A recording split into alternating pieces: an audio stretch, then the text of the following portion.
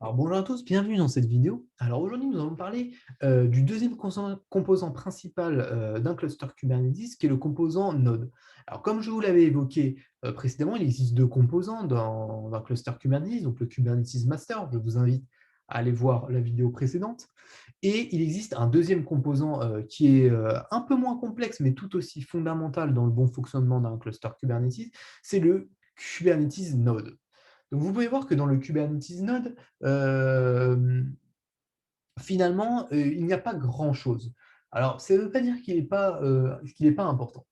Donc, il faut savoir que chaque cluster Kubernetes possède un ou plusieurs nodes. Donc, les nodes sont quant à eux exécutés dans des pods, donc vous pouvez le voir juste après. Donc, les pods sont vraiment l'unité la plus basique d'exécution d'une application Kubernetes. Vous ne trouverez pas de composants plus bas, quoi.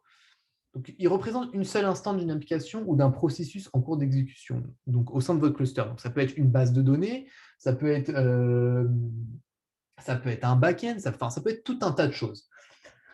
Donc, il peut être constitué d'un ou de plusieurs containers et tous les conteneurs sont lancés et répliqués dans le même groupe de pods. Donc, l'utilisateur peut alors se concentrer sur l'application plus que sur ses conteneurs. Et donc, du coup, ça apporte une tranquillité vraiment importante par rapport à si vous utilisez juste que Docker. Ça vous enlève quand même un nombre d'étapes qui est quand même assez importante. Donc, le deuxième composant d'un nœud, c'est le kubelet. Donc, le kubelet, qu'est-ce que c'est? Donc, c'est un service qui est exécuté sur chaque nœud du cluster. Donc, ça, c'est très important à savoir. Et il permet de s'assurer que les conteneurs tournent bien dans les pods. Donc, il a vraiment un rôle qui est essentiel dans le bon fonctionnement d'un nœud Kubernetes. Donc, il applique la configuration qui va retrouver dans la base de données de type clé-valeur haute disponibilité, le TCD, donc, que j'ai fait référence dans la vidéo précédente. Et il communique aussi avec le master l'état dans lequel il se trouve. Donc, c'est vraiment essentiel parce que sans ça, le master ne serait pas dans l'état dans lequel il se trouve et ça ne pourrait pas marcher correctement. Et le dernier composant, donc c'est le kube proxy.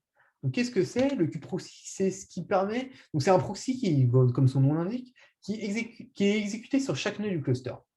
Donc, il maintient les règles réseau sur les nœuds, donc c'est essentiel. Et ces règles permettent la communication réseau vers les pods. Donc, il permet la connexion réseau vers depuis des sessions réseau à l'intérieur ou à l'extérieur du cluster. Donc, ça veut dire que si vous voulez vous connecter à vos pods, c'est par le kube proxy que ça se passe. Donc voilà, donc une vidéo assez courte qui résume finalement les principaux composants d'un nœud Kubernetes. Vous pouvez voir qu'il n'y a pas grand-chose finalement à dire, mais tous ces composants sont vraiment essentiels à la vie d'un cluster Kubernetes. Et c'est vraiment important que vous vous rendiez compte de comment ça fonctionne, comment l'un ou l'autre communique, donc comment le nœud communique avec le master, pour pouvoir vraiment comprendre Kubernetes dans sa globalité. Donc les prochaines vidéos, je vais laisser la parole à mes collègues donc, qui vont vous présenter un petit peu ce qu'est Minikube, petit peu comment vous allez voir pour installer Minikube, les commandes principales